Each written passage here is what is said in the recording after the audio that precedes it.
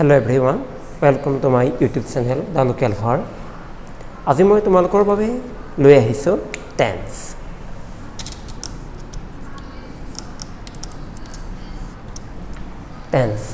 Tense মানে কি? Tense মানে হৈছে কাল বা সময়। টেন্স কাক বোলে? ক্ৰিয়াৰ সময়কে কাল বা টেন্স বুলি কোৱা হয়। আমাৰ এই টেন্স মূলত তিনি প্ৰকাৰৰ। Past tense, present tense আৰু future tense। এই টেন্সৰ বিষয়ে আলোচনা কৰিবলৈ যোৱাৰ আগতে আমি এটা কথা জানিব লাগিব, সেয়া হৈছে অক্সিলাৰী ভাৰ্ব, যাক আমি অসমীয়াত কওঁ সহায়কাৰী ক্ৰিয়া।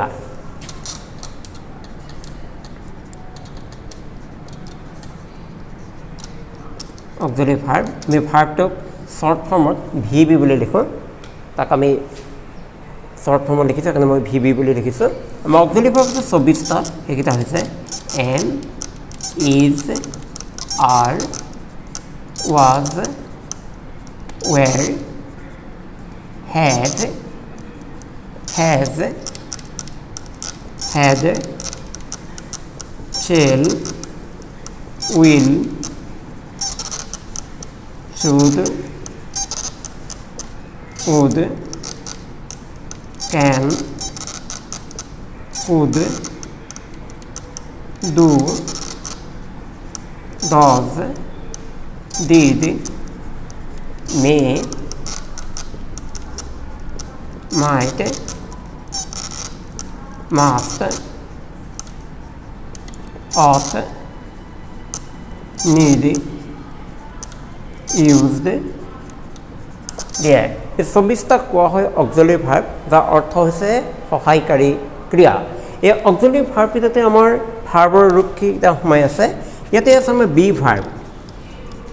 আমাৰ বি ভাৰ্ব হৈছে 5টা, এম, ইজ, আৰ, ৱাজ আৰু ৱেৰ। তাৰপিছতে আছে হেভ ভাৰ্ব। হেভ ভাৰ্বকেইটা ক্ৰমে have, has, had, shall verb,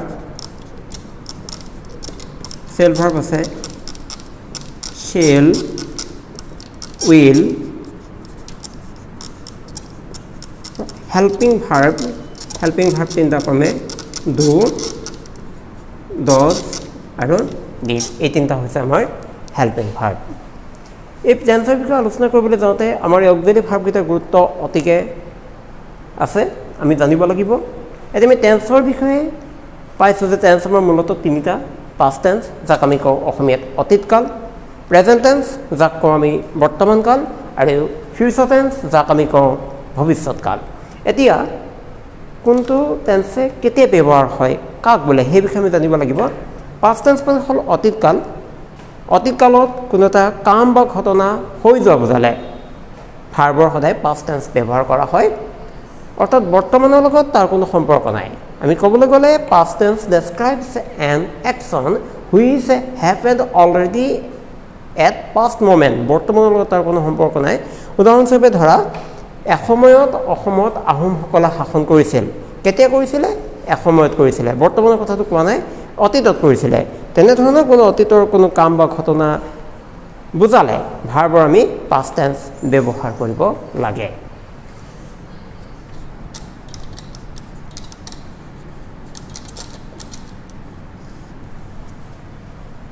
past tense অতীতকাল।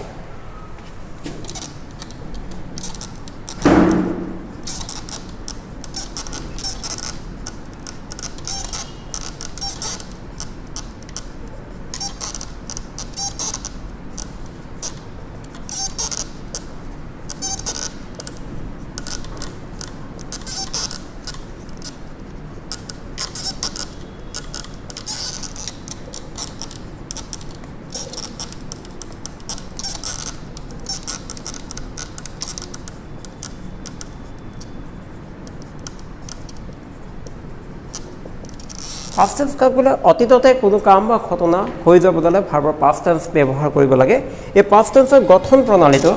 subject plus verb in past form তাক আমি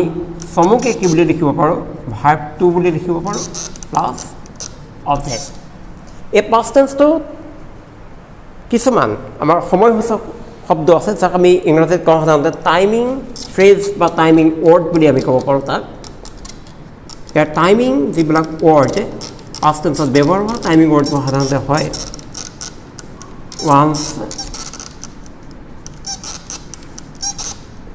once upon a time,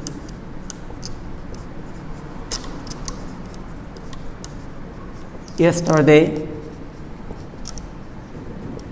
last night বা last month last শব্দটো দেখিলে তোমালোকে গম পাবা এইটো সদায় past tenseত ব্যৱহাৰ হয় এনেকৈ ধৰা long ago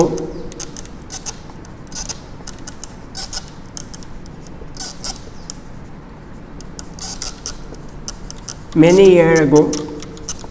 এনেধৰণৰ টাইমিং ৱৰ্ডবিলাক যদি আমাৰ বাক্যত থাকে তেতিয়া আমি বাক্যটো গম পাব লাগিব ই পাষ্ট টেন্সত থাকে গতিকে আমি কি বুজিলোঁ যে অতীততে কোনো এটা কাম বা ঘটনা হৈ যোৱা বুজালে ভাৰ্বৰ পাষ্ট টেন্স ব্যৱহাৰ হয় ফৰ এক্সাম্পল আমাৰ পৰীক্ষাত দিয়ে যেনিবা I visit the zoo last year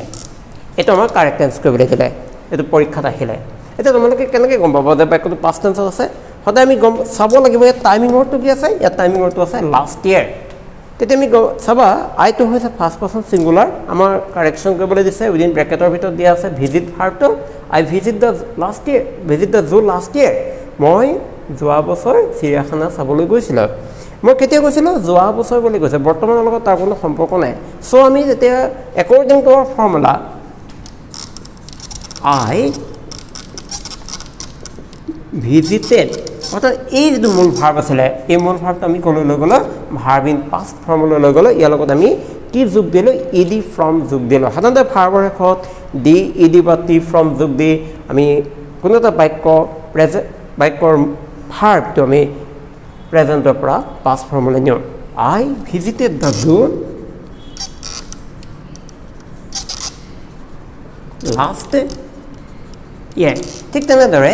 মই যোৱাকালি তোমালোকৰ ঘৰলৈ গৈছিলোঁ কোন গৈছিলে মই গৈছিলোঁ ছাবজেক্টটো হ'ল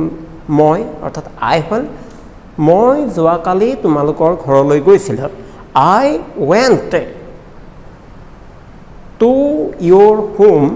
য়েষ্টাৰডে বা আমি বাক্যটো এনেকৈ লিখিব পাৰোঁ য়েষ্টাৰডে আই ৱেণ্ট টু ইয়'ৰ হোম মই কেতিয়া গৈছিলোঁ বুলি কৈছোঁ যোৱাকালি বুলি কৈছিলোঁ বৰ্তমানৰ লগত তাৰ কোনো সম্পৰ্ক নাই ঠিক একেদৰেই ধৰা এসময়ত অসমত আহোমসকলে শাসন কৰিছিল কেতিয়া কৰিছিলে এসময়ত বুলি কৈছে আমি লিখোঁ once upon a time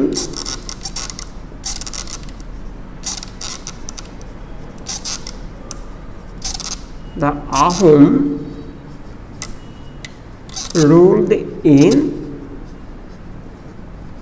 Assam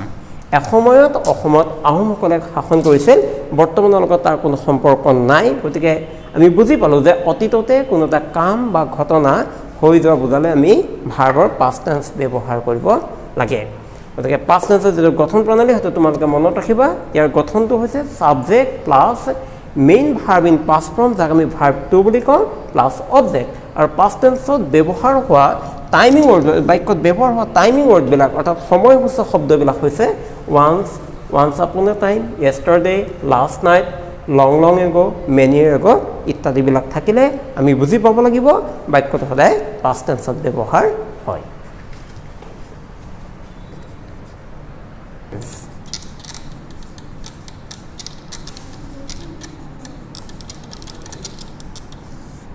present tense বৰ্তমান কালত কোনো এটা কাম বা ঘটনা হোৱা বুজালে ভাৰ্বৰ প্ৰেজেণ্ট টেন্স ব্যৱহাৰ হয় মানে প্ৰেজেণ্টে বৰ্তমানত কোনো এটা কাম হোৱা বুজায়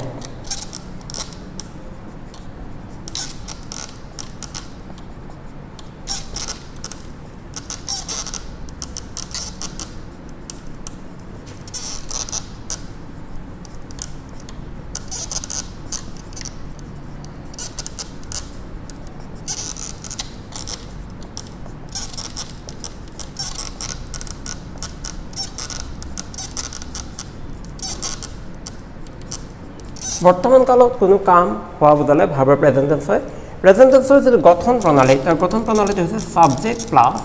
ভাৰ্ব প্লাছ অবজেক্ট এটো হল প্ৰেজেণ্ট টেন্সৰ গঠন প্ৰণালী এতিয়া প্ৰেজেণ্ট টেন্সটো এনেকুৱা হয় ধৰা মই নৱম শ্ৰেণীৰ ছাত্ৰ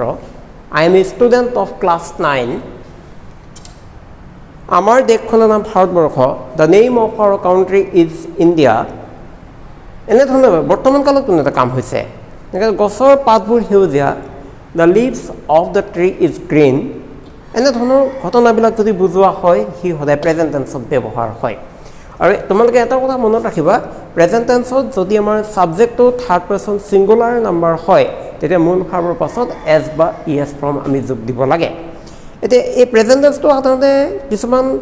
এনেকৈ পাষ্ট টেন্সত যিটো আমি কিছুমান সময়সূচক শব্দ পাইছিলোঁ টাইমিং ৱৰ্ড পাইছিলোঁ আমাৰ প্ৰেজেণ্ট টেন্সতো কিছুমান টাইমিং ৱৰ্ড আছে তাৰ টাইমিং ৱৰ্ডবিলাক হৈছে যদি বাক্য তুমি every day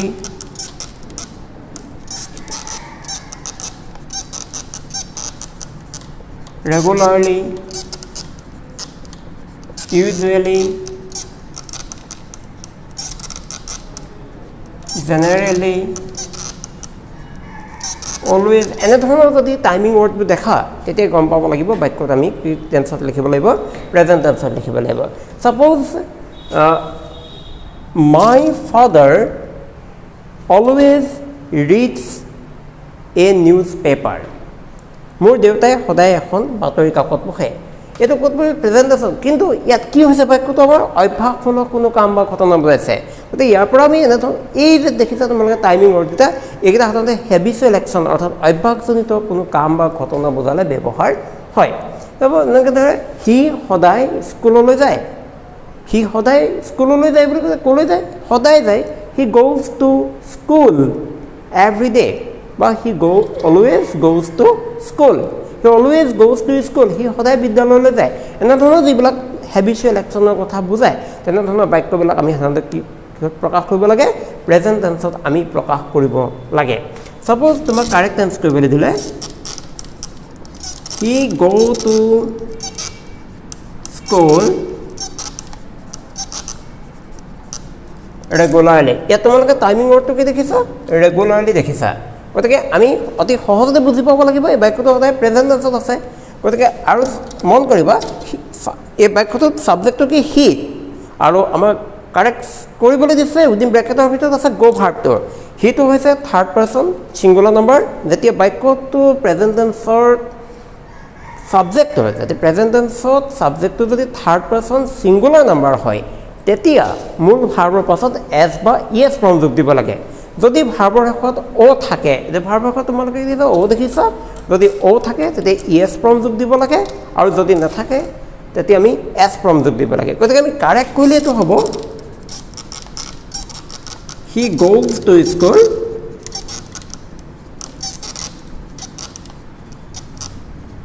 he goes to school regularly গতিকে এনেকৈ ধৰা তোমাক দিলে আইচ ফ্লট অন ৱাটাৰ মই দুটা ষ্টাইলৰ দুটা এক্সাম্পল লৈছোঁ ফাৰ্ষ্ট যিটো আমি এক্সাম্পল ল'লোঁ সেই এক্সাম্পলটোত হেবিচুৱেল একশ্যন হেবিটৰ কথা বুজাইছে তেতিয়াই প্ৰেজেণ্ট টেন্স হয় নেক্সট আমি লৈছোঁ ধৰা আইচ ফ্লট অন ৱাটাৰ বৰফ পানীটো বঙে ইট ইজ ইউনিভাৰ্চেল ট্ৰুথ অৰ্থাৎ চিৰন্তন সত্য ঘটনা কোনো চিৰন্তন সত্য ঘটনা বুজালে বাক্যটো সদায় প্ৰেজেণ্ট টেন্সৰ হয় আইচ ফ্লটছ অন ৱাটাৰ গতিকে আমি প্ৰেজেণ্ট টেন্সটো ব্যৱহাৰটো আমি শিকিলোঁ ক'ত সাধাৰণতে ব্যৱহাৰ হ'ব পাৰে জেনেৰেলি প্ৰেজেণ্ট টেন্সটো বৰ্তমান কালত কোনো এটা কাম বা ঘটনা হোৱা বুজালে প্ৰেজেণ্ট টেন্স হয় তাৰ পৰা আমি প্ৰেজেণ্ট টেন্সটো ধৰা কোনো অভ্যাসজনিত কাম আৰু কোনো চিৰন্তন সত্য ঘটনা যদি বুজায় তেতিয়া বাক্যৰ মূল ভাৰ্বটো আমি প্ৰেজেণ্ট টেন্সত ব্যৱহাৰ কৰিব লাগে নেক্সট ফিউচাৰ টেন্স মানে ভৱিষ্যৎকাল ভৱিষ্যতে কোনো এটা কাম বা ঘটনা হ'ব বুজালে কালি আজি নহয় ধৰা কাইলৈ হ'ব ভৱিষ্যতে কোনো এটা কাম বা ঘটনা হ'ব বুজালে বাক্যৰ মূল ভাৰ্বটো সদায় ফিউচাৰ টেন্সত ব্যৱহাৰ কৰিব লাগে গতিকে ফিউচাৰ টেন্স মানে আমি কি বুজো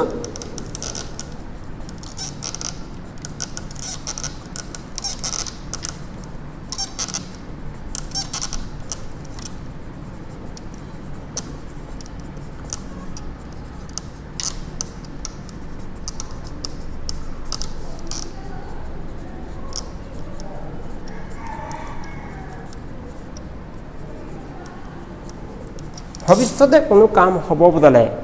ভাৰ্বৰ ফিউচাৰ টেন্স ব্যৱহাৰ হয় এই ফিউচাৰ টেন্সৰ গঠনটো হৈছে subject plus shall will plus verb plus object এটো হৈছে ফিউচাৰ টেন্সৰ গঠন প্ৰণালী তোমালোকে টেন্স শিকিবলৈ যাতে এটা কথা অতি মনত ৰাখিব লাগিব টেন্সৰ ষ্ট্ৰাকচাৰ কেইটা হেতু আটাইতকৈ মূল বস্তু ফিউচাৰ টেন্সৰ ষ্ট্ৰাকচাৰটো হৈছে subject plus shall will plus verb plus object যেতিয়া আমি past আৰু প্ৰেজেন্টত কিছুমান সময়সূচক শব্দ টাইমিং ৱৰ্ড পাইছিল আমাৰ ফিউচাৰ টেন্সৰ কিছুমান টাইমিং ৱৰ্ড আছে তাৰ টাইমিং ৱৰ্ডবোৰ হৈছে shortly tomorrow next week next শব্দটো দেখিলে গম পাবা এই ফিউচাৰৰ কথা বুজাইছে মানে পৰৱৰ্তী ফলোইং ডে বুলি যে কয় ফলোইং আমি সিএল বিলাকত দিয়ে ফলোইং এপিসোড হেতু আমি ফলোইং মানে পৰৱৰ্তী খণ্ড পৰৱৰ্তী শব্দটো কথা কি বুজায় পিছত বুজায় গতিকে ভৱিষ্যতলৈ বুজাইছে গতিকে আমি কি বুজিলো যে ভৱিষ্যতে কোনো এটা কাম বা ঘটনা হ'ব বুজালে ভাৰ্বৰ ফিউচাৰ টেন্স হয় তাৰ যেটো গঠন প্ৰণালী subject plus shall will plus verb plus object এটো হৈছে ফিউচাৰ টেন্সৰ গঠন প্ৰণালী ধৰা হ'ল মই কালিলৈ গুৱাহাটীলৈ যাম মই গুৱাহাটীলৈ কেতিয়া যাম বুলি কৈছো কাইলৈ যাম বুলি কৈছো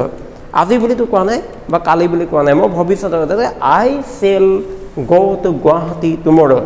তোমালোকে এটা কথা মনত ৰাখিবা ফিউচাৰ টেন্সত সাবজেক্টটো যদি আই আৰু উই থাকে অৰ্থাৎ ফাৰ্স্ট পাৰসনত যদি থাকে তেতিয়া ইয়াত আমি কি ভাৰ্ব ব্যৱহাৰ কৰিব লাগে shall ভাৰ্বটো ব্যৱহাৰ কৰিব লাগে আৰু যদি সাবজেক্টটো তোমাৰ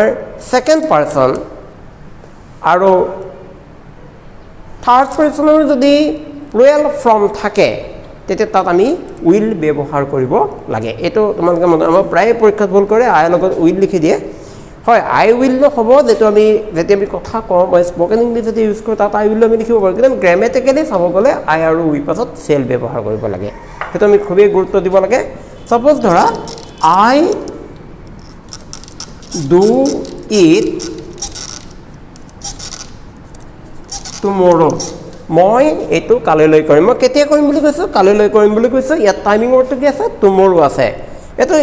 বি কেয়াৰফুল এটো টাইমিং ৱৰ্ডটো তোমালোকে মন কৰিব লাগিব তেতিয়া আমি কাৰেক্ট কৰিলে কি লিখিব লাগিব আই shall do it tomorrow গতিকে আমি গম পালো যে ফিউচাৰ টেন্স বুলি ক'লে কাক বুজা যায় যে ভৱিষ্যতে কোনো এটা কাম বা ঘটনা হ'ব বুজালে ভাৰ্বৰ ফিউচাৰ টেন্স ব্যৱহাৰ কৰা হয় অৰ্থাৎ future tense describes an action which will happen in future moment অৰ্থাৎ ভৱিষ্যতে হ'ব তেতিয়া আমি ফিউচাৰ টেন্স হয় ফিউচাৰ টেন্সৰ যেটো ষ্ট্ৰাকচাৰ তাৰ ষ্ট্ৰাকচাৰটো হৈছে subject plus shall will plus verb plus object আৰু এই ফিউচাৰ টেন্সৰ কিছুমান টাইমিং ৱৰ্ড আছে অৰ্থাৎ সময়সূচক শব্দ আছে তাৰ টাইমিং ৱৰ্ডবোৰ হ'ল shortly tomorrow next week এনে ধৰণৰ থাকিলে তোমালোকে সদায় ফিউচাৰ টেন্স ব্যৱহাৰ কৰিব লাগে